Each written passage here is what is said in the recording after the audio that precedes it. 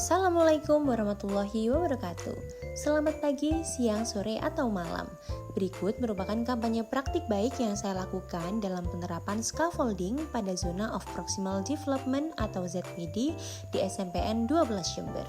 Video ini dibuat untuk memenuhi ujian akhir semester dari mata kuliah Perspektif Sosiokultural dalam Pendidikan Indonesia oleh saya, Rahma Fadilah Amalia, yang merupakan mahasiswa PPG Prajabatan gelombang 1 tahun 2023. Sebelum membahas lebih lanjut mengenai interferensi antara scaffolding dengan ZPD, mari simak materi berikut.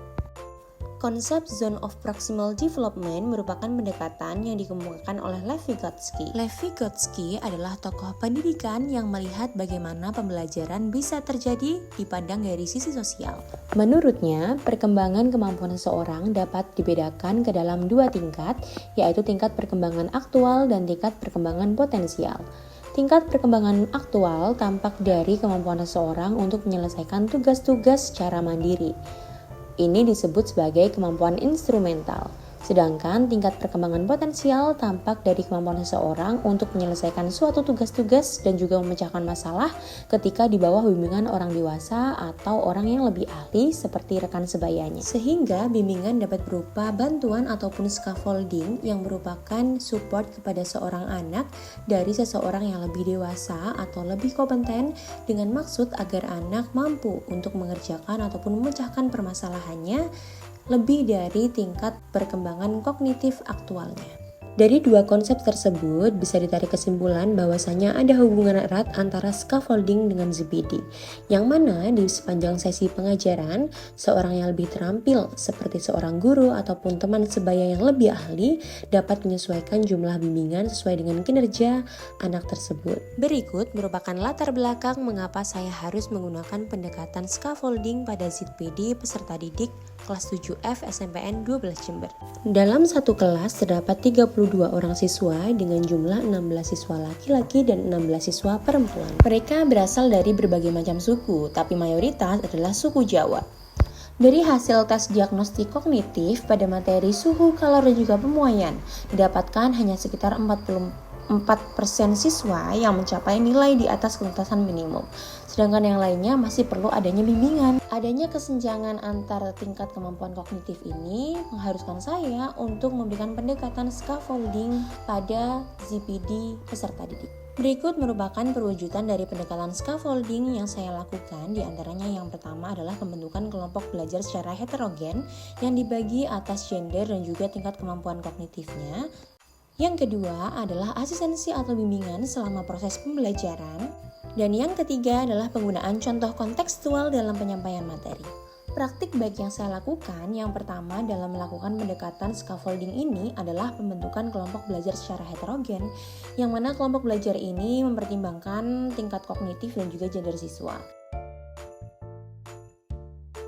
Satu kelompok belajar terdiri dari 8 orang siswa yang terbagi menjadi 4 orang siswa laki-laki dan juga 4 orang siswa perempuan yang masing-masing gendernya terbagi atas 2 siswa berkemampuan tinggi dan 2 siswa berkemampuan kognitif rendah. Pembagian kelompok ini dimaksudkan agar siswa yang memiliki tingkat kognitif lebih tinggi dapat memberikan bimbingan dan juga bantuan kepada rekan-rekannya yang memiliki tingkat kognitif lebih rendah. Praktik baik selanjutnya adalah dengan memberikan asistensi pada saat pembelajaran, baik praktikum ataupun pembelajaran di kelas. Wujud bimbingan ini atau asistensi ini yang pertama adalah pendampingan pada saat praktikum. Pada saat pembimbingan berlangsung, biasanya saya tidak akan langsung menjelaskan detailnya, tapi saya akan memberikan pemantik agar siswa dapat mengonstruksi pengetahuannya secara mandiri terlebih dahulu. Setelahnya, saya baru akan memberikan arahan yang jelas dalam proses pembelajaran yang harus mereka lakukan. Selanjutnya adalah memberikan contoh kontekstual dalam pelajaran. Berikut videonya.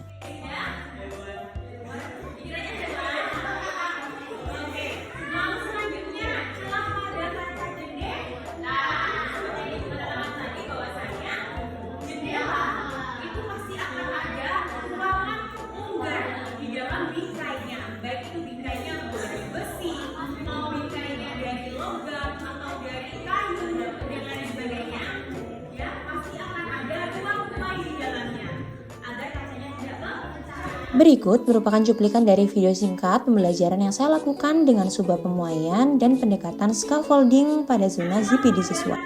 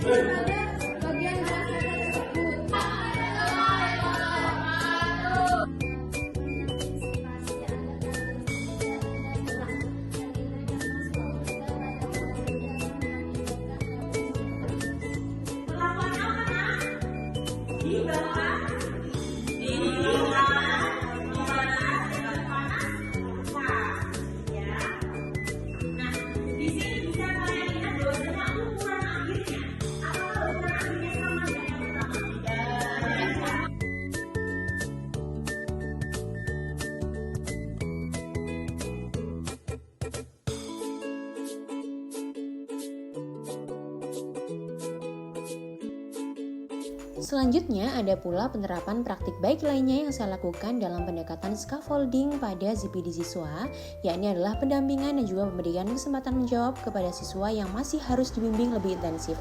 Hal ini dikarenakan agar meningkatkan semangat belajar dan juga memupuk kemandirian serta rasa percaya diri siswa tersebut. Dan berikut merupakan hasil dari penerapan scaffolding pada ZPD siswa. Yang pertama diantaranya adalah siswa terbiasa untuk mengkonstruksi pemahamannya secara mandiri terlebih dahulu. Hal ini dikarenakan yang berkaitan dengan saat pembimbingan, saya tidak langsung memberikan secara detail, namun saya akan memberikan pernyataan dan juga pengetahuan pemantik agar mereka dapat mengkonstruksi pemahaman. Selanjutnya adalah adanya peningkatan hasil belajar siswa. Hal ini dilihat ataupun ditinjau dari hasil belajar siswa yang meningkat dari waktu ke waktu dari hasil tes sumatifnya. Yang ketiga adalah peningkatan pemahaman konsep yang lebih matang.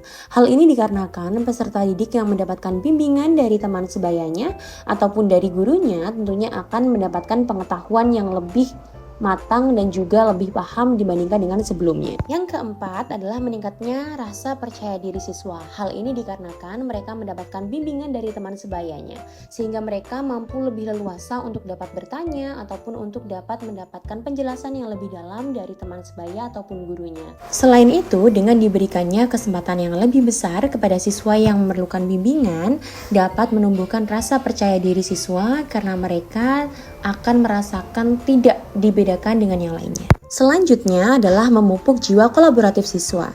Tentunya dengan pembentukan kelompok yang heterogen, mereka dapat dilatih untuk dapat berkolaborasi dan juga saling kerjasama dengan baik. Semua upaya dan juga hasil yang ditunjukkan membuktikan bahwasanya penerapan scaffolding sangat berpengaruh terhadap peningkatan ZPD peserta didik.